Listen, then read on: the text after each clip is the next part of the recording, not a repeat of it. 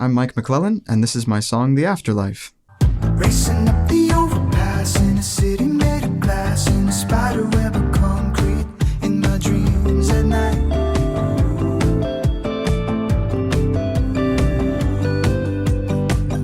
Welcome to the Song Saloon. I'm singer-songwriter Jordan Smith Reynolds. If you enjoy this episode, I'd really appreciate it if you shared it with a friend. Today's guest is Mike McClellan. Mike McClellan is a producer, composer, and songwriter based in Burbank, California. A multi-instrumentalist who leans heavily on keys, guitar, bass, and percussion in the studio, Mike creates tracks described as cinematic, soulful, and groovy. When he's not in the studio, Mike teaches college classes on music production and enjoys trips to the cinema and spending time with his wife and son. Welcome, Mike. Hi, how's it going? It's great. How are you doing today? I'm feeling swell. It's nice and misty outside, kind of magical looking. Got that mystery. Yeah. Yes. And some background for Mike McClellan, for those who are listening in. Mike actually produced my song, 1933, that came out in November, which I'm super happy with. So you work pretty heavily as a producer. That's right. Yep. How do you balance your work with songwriting and production? You know, honestly, songwriting is something that I have to willfully make time for because people tend to bring me finished songs to produce. So a lot of my actual work time isn't taken up by writing. So I kind of have to be I should spend some time just writing, just for the sake of doing it. How does that influence your production work? I notice when I write songs that production work comes differently, or it strikes you. I would just love to go into your reasons for writing and versus production work and all that stuff. Yeah. You know, I think sometimes it's one way and sometimes it's another way. So there are times when an idea will strike me and I've just got to get it down, and it's something that I feel just compelled to bring to fruition somehow. I would say The Afterlife was like that, where it was like, this is just something that I literally just wanted to say and wanted to release. The theme of it is kind of pandemic centric, and so I released it long after the pandemic has kind of calmed down a bit, but I still just really wanted to say it because it was an idea that just kind of wanted to get out of me and be said. There are other times that when I'm writing, it's for a specific objective because I'm a professional, and there are times when I need to write something for an artist or for something specific or to a brief or for a corporate project or something. And it is kind of a different headspace because when I write songs that I know that I'm going to be the one singing, I tend to have a very particular voice about me. And, I think my cousin once was saying to me something like, do we want to use we were writing a song and I used the word catapult somewhere, and he's like, do we want to use this in that literal sense of this is a medieval siege weapon? And I said to him, that's just me. That's a classic Mike move right there, because my head is just so full of Shakespeare and scripture, and so I tend to err on the side of a little grandiose, a little too dramatic. And when I write for other people, I have to consciously kind of tone that down and be let's talk a little more in a more conversational, normal person sort of way. I don't know. Do you experience that as well? Do you find that when you write with other people, you change your word choice and imagery a little bit? Yes. That's really interesting you put it that way. I imagine when I work with other songwriters, I do probably focus more on being a little bit more conversational in my lyric writing, where when I do my own artist stuff, I give myself a little more freedom to kind of just live in the abstract and write stuff that I may not fully understand until half the verse is written, Yeah. Where I don't really think you have the luxury to do that when you're in a co-write as much, because if you've got a several hour co-write scheduled, you kind of have to figure out your mission statement and what's going on pretty quickly if you're going to walk away with something you can use. Something I think about a lot, I don't know if you've covered this with other songwriters, but I often wonder about the popularity of the abstract, if that makes sense. I feel like when I was in high school and I was, just getting into pop music and learning to write songs, that abstract lyrics were a lot more in vogue and acceptable. And you got songs like Black Balloon by the Goo Goo Dolls, he talks about scatter like ice from the spoon. And if you ask anybody, what does that mean? I don't think you'll get the same answer twice, right? It's very, very abstract. And I can't think of a lot of songs that have done really well in the past 5, 10, 15 years that are as abstract as that, unless you get outside of like the radio-friendly pop-adjacent stuff and more into kind of the more progressive or avant-garde genres. I don't know. What do you think of that? I would agree with that.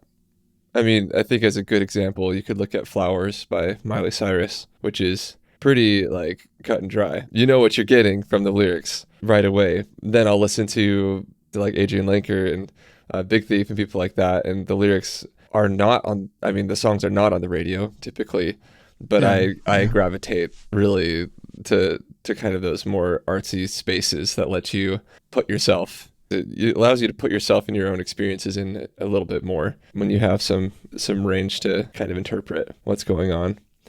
What would you say for this song, The Afterlife? Where does that fall for you lyrically?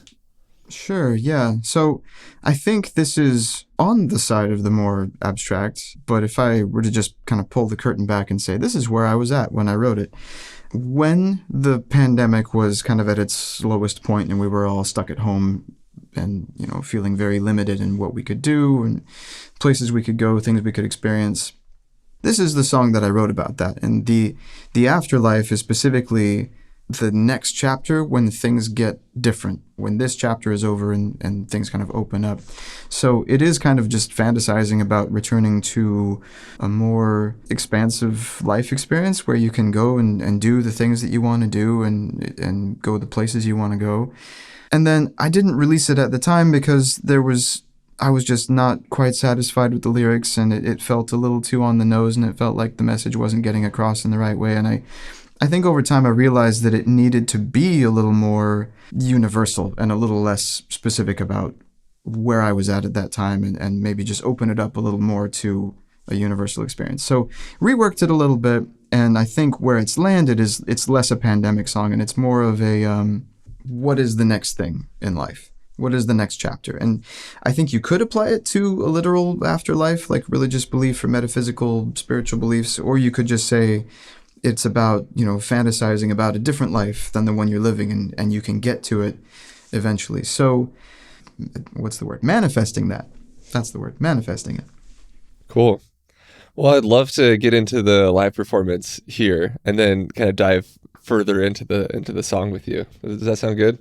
That sounds good. Awesome. Let's hear it. Could you lead me by the hand in a summer made of sand, sipping honey from the sunlight in the afterlife?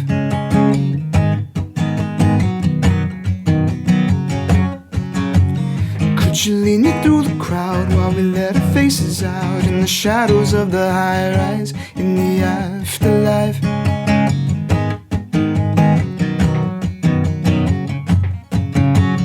Could you lead me through the waves, put your fingers to my face in the morning, in the low tide, in the afterlife, in the afterlife?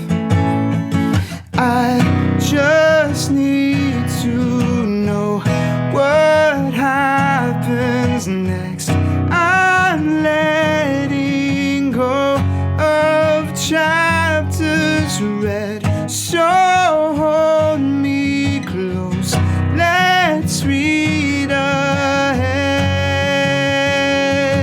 There's a million things I wanna do before I go to bed.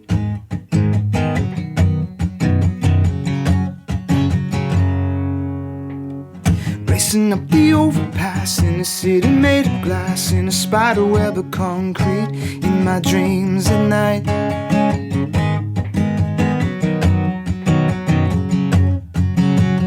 Could you lead me through the crowd while the band is getting loud, hands clapping on the backbeat in the fading light?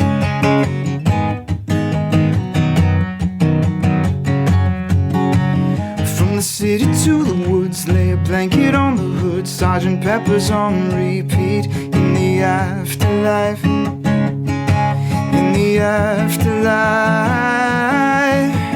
I just need to know what happens next. I'm letting go of chapters read, so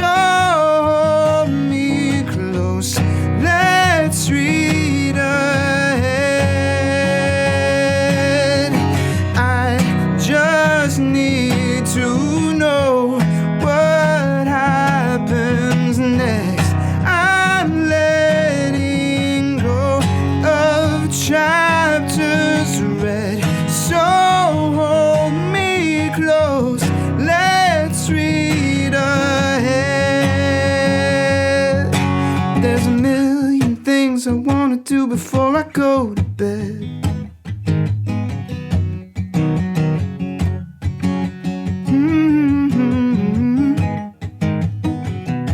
There's a million things I wanna do before I go to bed. The headphones All survived. right. They were slowly slipping off. That last chorus. We made it. Yeah. We made it all the way You through. made it. Well, thank you so much. That's awesome. I want to dive into some of these lyrical choices and melody things that you came up with. First off, the I just need to know what happens next. I'm letting go of chapters read, I think is a super effective refrain. I love how the melody kind of shakes up and you can tell like I don't want to say desperation, but like your desire to know what's going on comes through with the melody getting higher and higher. And I also like that, even though the song's called The Afterlife, that's kind of the recurring thing in the verse, but then the chorus is something completely different. Yeah, I believe in a strong contrast between verses and choruses. Yeah, I think it's interesting that the afterlife isn't mentioned in the chorus of the song, which is kind of cool. Yeah, I think that's, like the prevailing wisdom is the chorus is where you put your hook. The chorus is the hook. So your title should be the hook and should go in the chorus. And that's the rule, right? But you can break the rule, and people do. I've seen a fair amount of examples, and I'm going to struggle to think of one on the spot, I know. But if you repeat your hook enough times in the verse, I think it works, because the repetition makes it stick. And as long as the chorus is thematically related, I think it's cool. Or, sometimes mention your title one time in the bridge, but as long as it's set up in an impactful way, that can work too. Like Rascal Flatts' Skin comes to mind. So yes, it did break the rule, but I did it intentionally. I think that's really nice to have songs that don't kind of follow the conventional format. So, and yeah, let's look at this. So in the verse, you have in the afterlife repeated 4 times in the first verse. I thought it would be overkill if I kept up that same level of repetition in verse 2. Mm-hmm.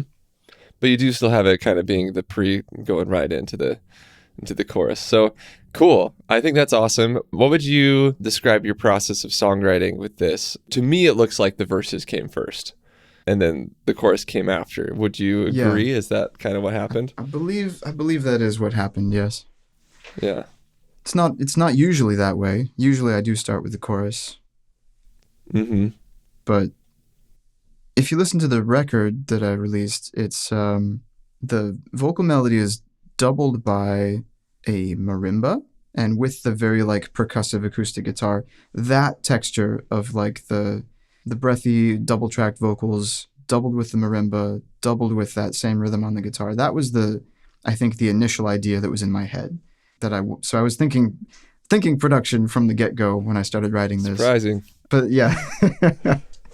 But that was kind of the hook to hang my hat on, and then the lyrics started tumbling out with what I was thinking about at the time. Cool. And I wanted to ask you, as a producer, do you find yourself jumping to the DAW pretty quickly when you're working on writing something like this? Or did you stay pretty far away from production elements until later, just kind of thinking through them as you write? Yeah, no, I don't tend to write in the DAW. I actually do most of my writing while walking or driving without an instrument. And I'm just singing to myself. And then if I'm driving, find a safe place to pull over and then create a little voice memo. And usually I have either no idea what the chords are going to be or some idea of what the chords are going to be, but I often have to kind of fit it to the melody later because I wrote it without a guitar in my hand or without a piano nearby. But I think that's a good thing because it makes it so the melody is something that can stand on its own, or at least that's the idea. Yeah, I found that to be a really nice exercise, writing to nothing, basically just walking around and getting the melody first. Writing to a drone is really fun too. That can be a really cool thing, just having one continuous note that you kind of just play around with. Should we call that the bagpipe technique? The bagpipe technique. I think that should be it. Recently, I've been writing really to just kind of like guitar riffs that I like, but I think motion is really important for writing. And whether that's motion of some sort of instrument or riff happening, or you physically walking or driving, like you were saying. I think motion is just essential to good living and good songwriting. Yeah, yeah. I mean, well, if you think about our early ancestors, how much they had to move during the day just by necessity, and how a lot of like the songs that have survived the longest tend to be songs that were sung marching or during like liturgy or processionals. Sea shanties. Yeah, while you're like working or while you're on the road or something, and contrasted with how little we move today in the course of daily life, unless we force ourselves to. So, yeah, I would agree with that. I think moving your body and moving through a changing landscape is very helpful for your mind to release the ideas that are in there. Yeah, I've also had success with morning writing, and that's what I've kind of been focused on recently. So we'll stay in this room. I'll go into this room and write as soon as I wake up for like an hour and a half or two, and try to get as close to a complete song as possible in that time. And that doesn't always happen, but... Is that every day? I want to do it every day. That is ideally every day. Okay. And I've started recently doing that. I imagine I'll improve quite a bit faster if I can crank out a song like that often. Yeah. That's impressive. That's really good. Thanks. Yeah, today was just a verse chorus kind of idea, but I also was playing with a riff that was more in like, it's another 7/8 kind of song where the riff is just 7/8 the whole time and trying to come up with a melody that felt really nice. I have a question about that. Okay. Because recently I've been talking to students in a class that I'm teaching about time signatures and unusual time signatures. And how did you get to the point where 7/8 is something that you gravitate towards rather than like, I'm going to write something in 7/8 as like a challenge to myself? Because that's what I would have to do. But how did you get to the point where it's like, yeah, 7/8, I just live in it. I feel it. It's natural, and I can just write melodies over the top of it. So I feel like that's unusual for most writers. It is super unusual, I think. For this in particular, it was just that the riff needed to feel spicy enough to me to feel like something that I wanted to keep working on, and adding that little extra that that I needed to make it 7/8. So what you're saying is the boredom of 4/4 that we lesser mortals content ourselves with is not enough for you anymore. You must reach higher. You must reach further. Yeah. For spice. I don't know. Today was a 7/8 day. Oh, cool. Well, I mean, when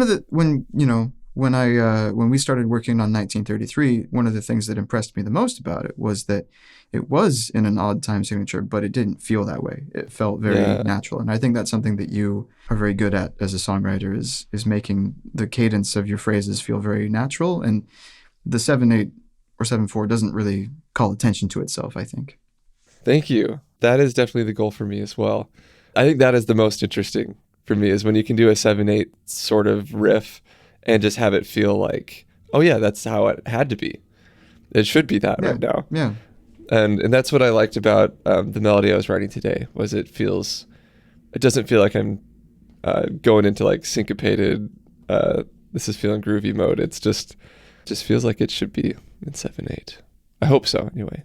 But yeah, do you experiment with a lot of time signature stuff? I mean, I know you've got like crazy instrumental chops on bass and guitar, so like that's definitely in your wheelhouse. Do you find yourself writing in that very often? I don't really. In fact, I'm struggling to think of a time that I've ever even attempted it.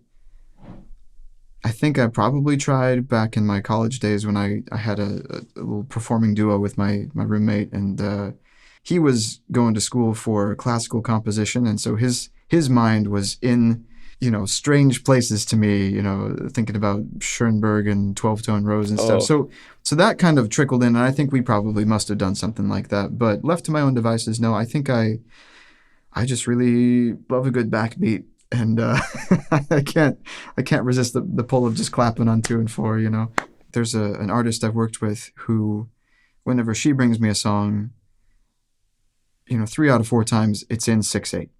And that's just where she lives. That's just what feels really natural to her. And yeah, and that's cool, like that's just, why not? Why does it have to be 4 most of the time instead of 3 or 6? And then like an artist I really like, Eloise, who works with another artist I really like, Bruno Major.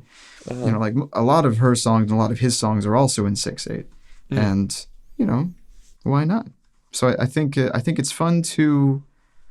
I think it's fun to try to branch out and try different things, but also just, you know, there's something to be said. Somebody said this to me recently.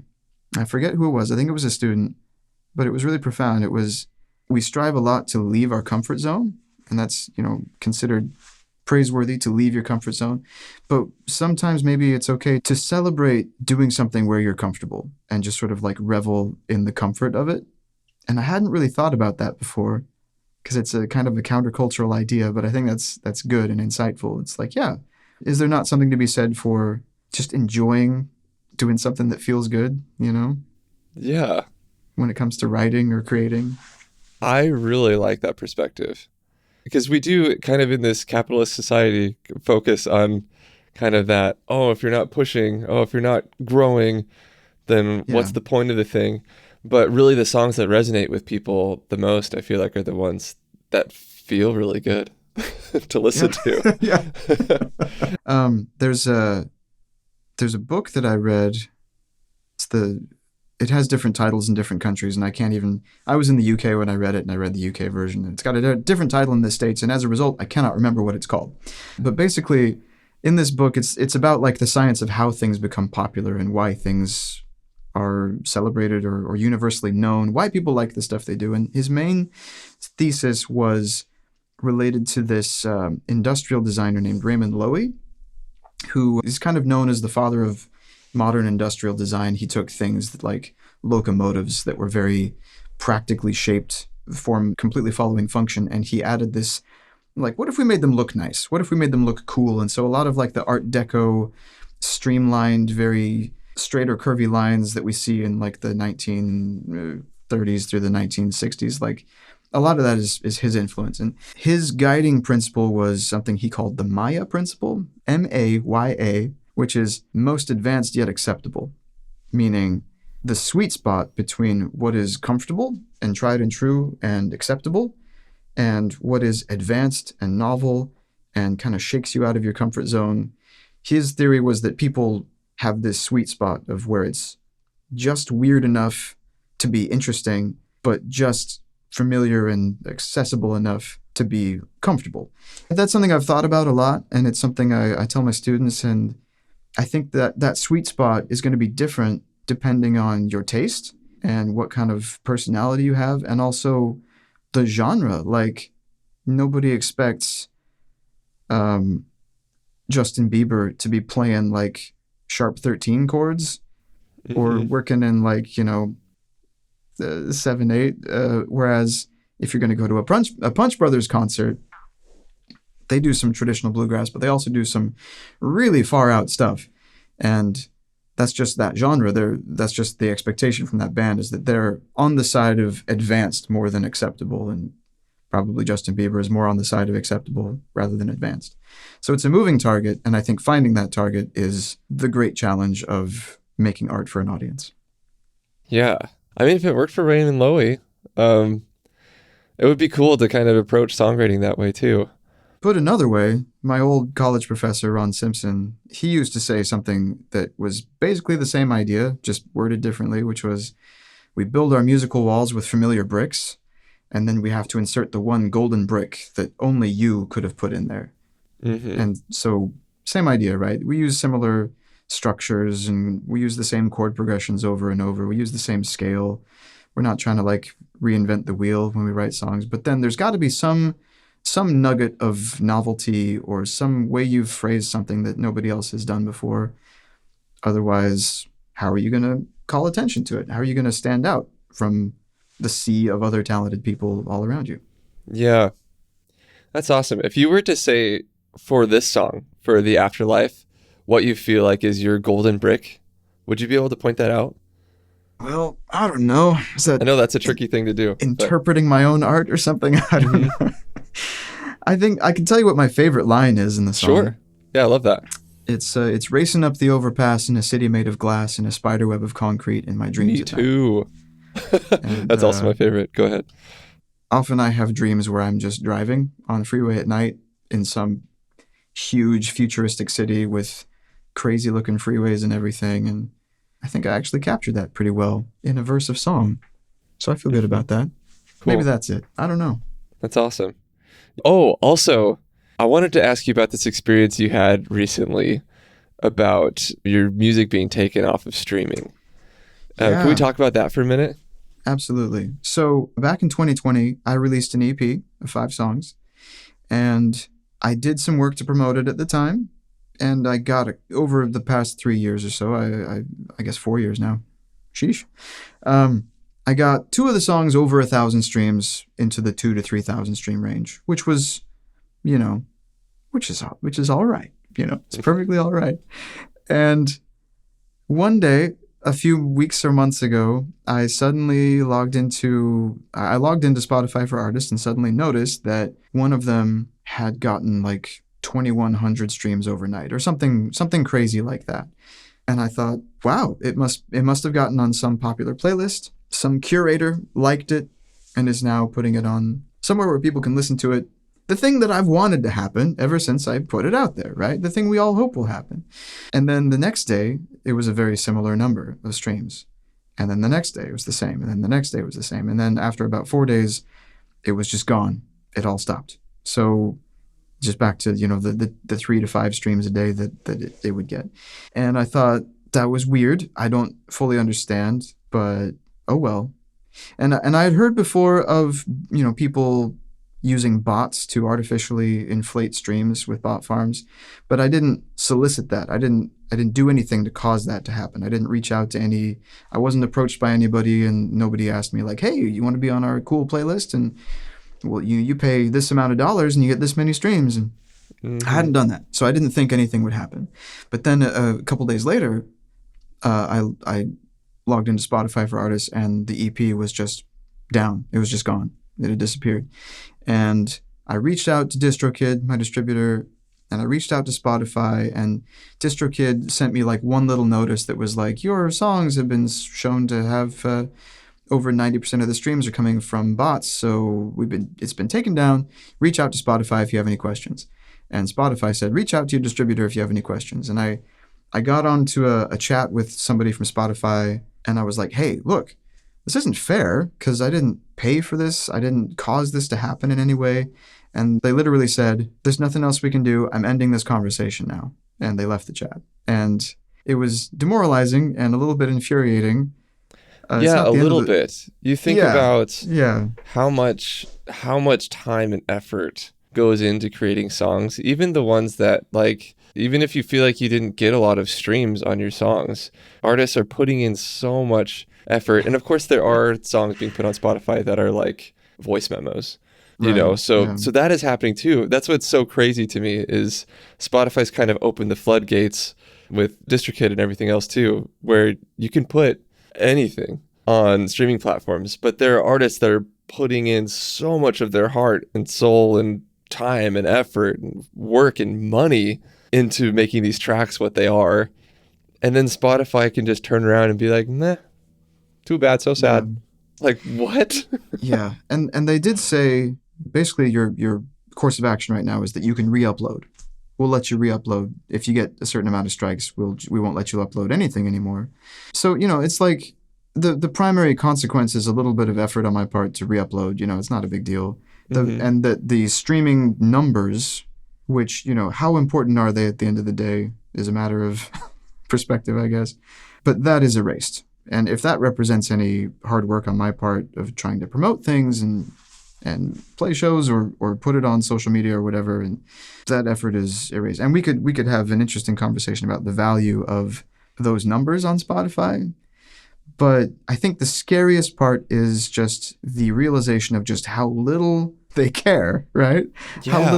How little DistroKid actually wants to help you or determine whether or not you were at fault or whether you paid for this, or no recourse, no grievance process, no appeal process. They just don't really care. I put a video talking about this on TikTok, and it's to date gotten about 70,000 views, hundreds of comments, and most of the comments are along the lines of, this happened to me too. This happened to my band. Or I just got put on this weird playlist from Finland and I don't know what to do. Am I going to get kicked off? So it's not just me. It is a thing that's happening, and Spotify's in the middle of kind of restructuring some things about the way they work with independent artists. If you don't get 1,000 streams, they won't pay you anything. It was going to be pennies anyway, but they're not going to pay you any pennies now if you don't get 1,000 streams. And it feels like something fishy is going on, right? And there was, what's his name? Something Weaver on YouTube did a really deep dive into the relationship between DistroKid and Spotify. And DistroKid apparently has other problematic issues with their customer service. And so it's an interesting time to be trying to play the streaming game. And a lot of the comments were also like, see, this is why you shouldn't even use Spotify. It's all corrupt and it's not good for the artists, and you should all just go to Bandcamp. And then somebody else is like, well, Bandcamp just got acquired, so they're probably about to become corrupted too. And it's just it's a tricky thing. If you want to distribute your original music and make any kind of money off of it, or even just use it as a portfolio piece and just put it online where somebody can go listen to what you do, it just feels like the options they're not ideal at the moment, I guess. Agreed. That goes for social media too, I think. Just because they can change things so quickly. The algorithm, like what worked for Instagram changes. What worked on TikTok changes. And then you've got this huge audience, supposedly, but then you can't reach them because of what they change. So I've kind of come to the conclusion recently that all of it matters and none of it matters in the same breath. It's great to have a social platform to be growing your audience. The only thing that is important is actually growing your tribe, like where you are actually able to reach out and connect with people. So to me, that's like email list, texting, and just being able to develop relationships with people that you can reach out to whenever I think that has to be top priority now. Because I see it with artists that don't have the huge streaming numbers, but are crushing it in live performance and actually growing their own audience. And like, I know that they could go to so many cities in the United States and just be like, hey, I've got a show, and get like a ton of people out to their show, where you could get someone that has millions of streams on Spotify and say, hey, I'm going to go play this show in Pittsburgh, and have like one person show up. So that's my thought on it right now. Is I'm pretty frustrated with DistroKid and Spotify as well. I've had some issues, not as intense as getting my music taken down, but changing my artist name to Jordan Smith Reynolds was the biggest headache. And I think I was like 15 emails in with DistroKid before they finally gave me something practical I could do. So that's the thing. They just don't care. What they want is they want to make money, and it's really not about the artist.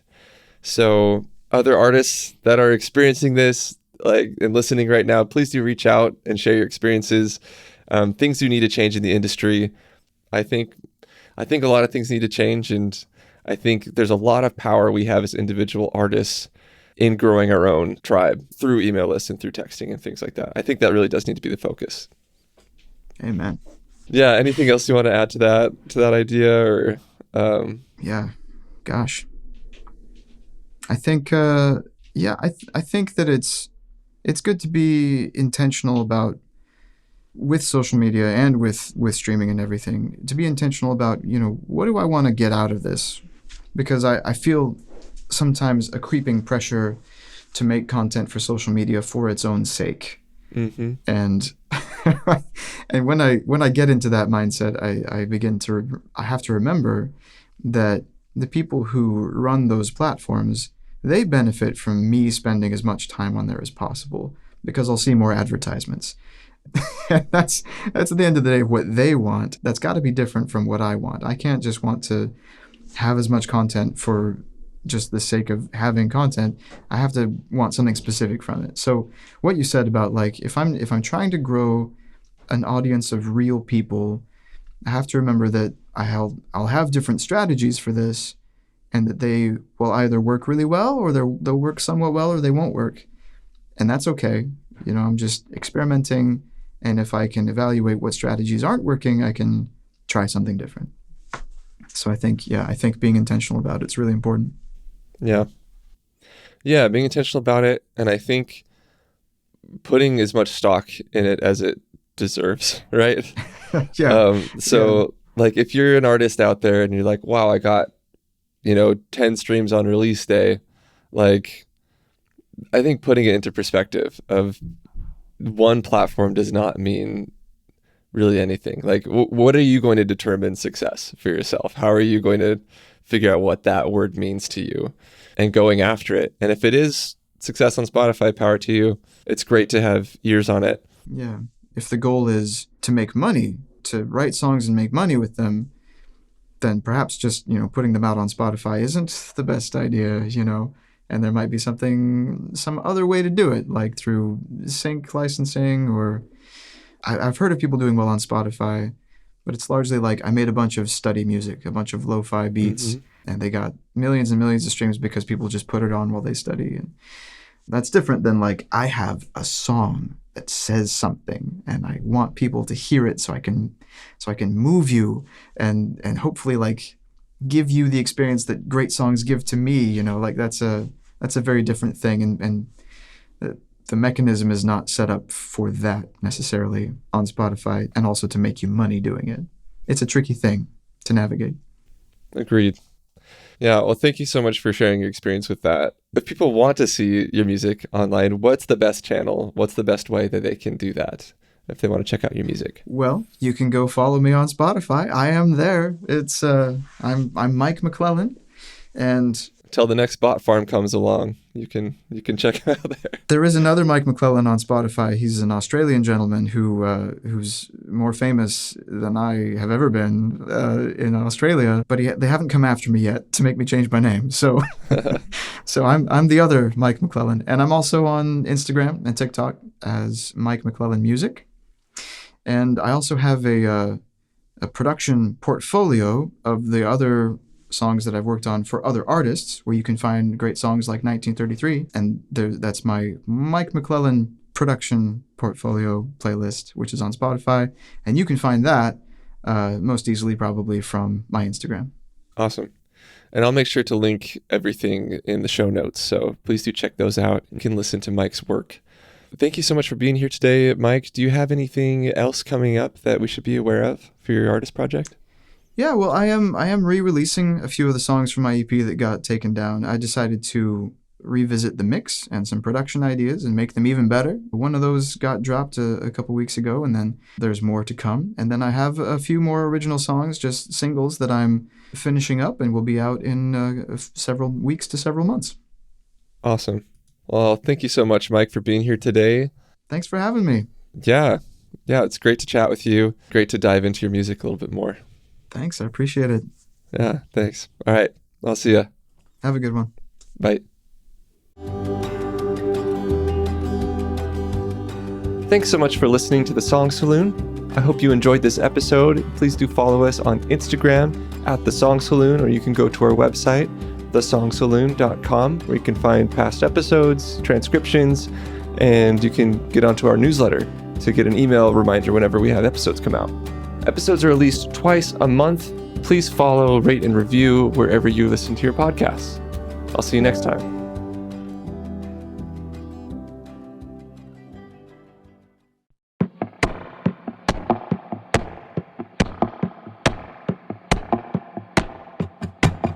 Could you lead me by the hand in a summer made of sand, sipping honey from the sunlight in the afterlife?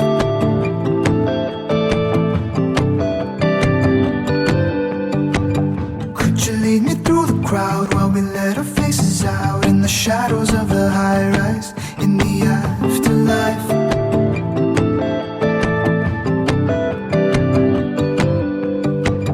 Could you lead me through the waves, put your fingers to my face in the morning in the low tide in the afterlife, in the afterlife. I just need to know what happens next. I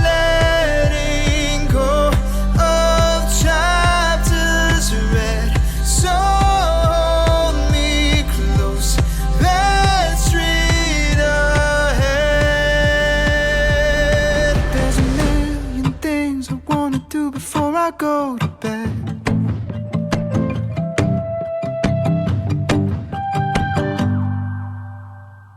Racing up the overpass in a city made of glass, in a spider web of concrete, in my dreams at night.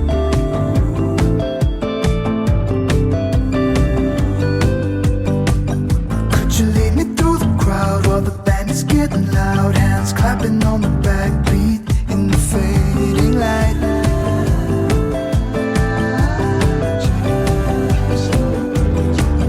From the city to the woods, lay a blanket on the hood, Sergeant Pepper's on repeat in the afterlife, in the afterlife. Yeah, I just need to know what happens next. I'm letting go of chapters read, so hold me close. Let's read ahead.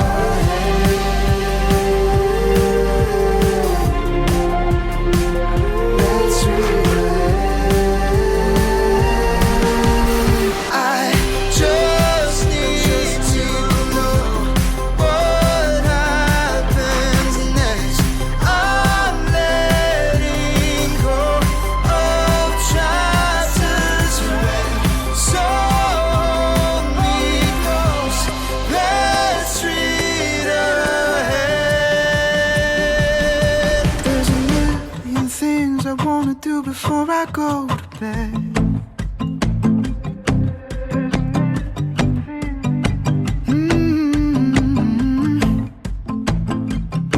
There's a million things I wanna do before I go to bed.